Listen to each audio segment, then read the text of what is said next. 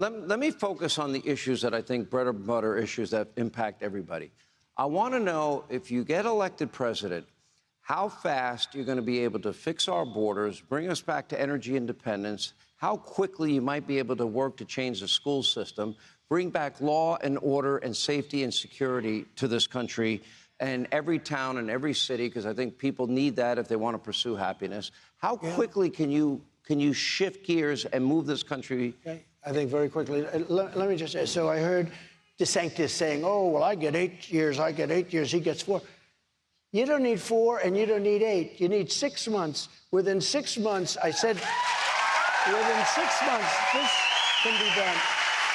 Other than, you don't need 8 years. And frankly, I wouldn't vote for him because he said, you need 8 years, you need 6 months.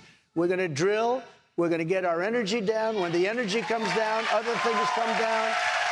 And we're going to take care of things. We're going to immediately close up the border. We had the greatest border. We had the safest border in the history of our country. Now we have the worst border in the history of the world. There's no, and I say this during rallies. We love our rallies. But I say it during, there's never been a third world country that allowed people to pour into a country. They'd stand there with sticks and stones if they had to. What's happening to our country? But in terms of doing it, you don't need 8 years and you don't need 4 years.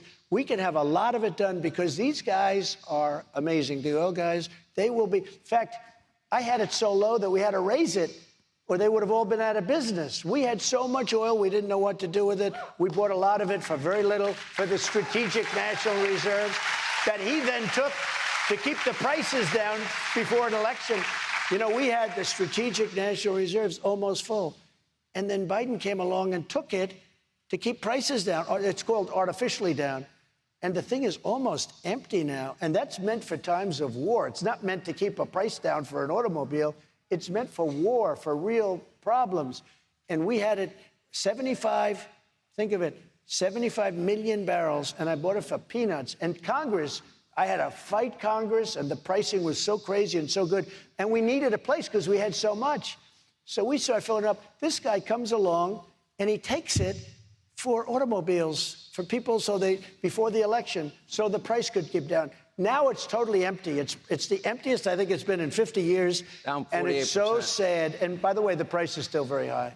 I don't think gas went over $3 a gallon, if I'm not mistaken, when you were president as an average. We had it down to $1.87. We actually had a little period of time where we had it lower than that.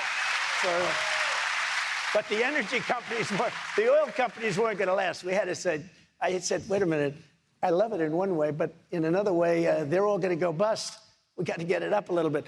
But we had it down to $1.87. But we had a period of time where it was much lower than that.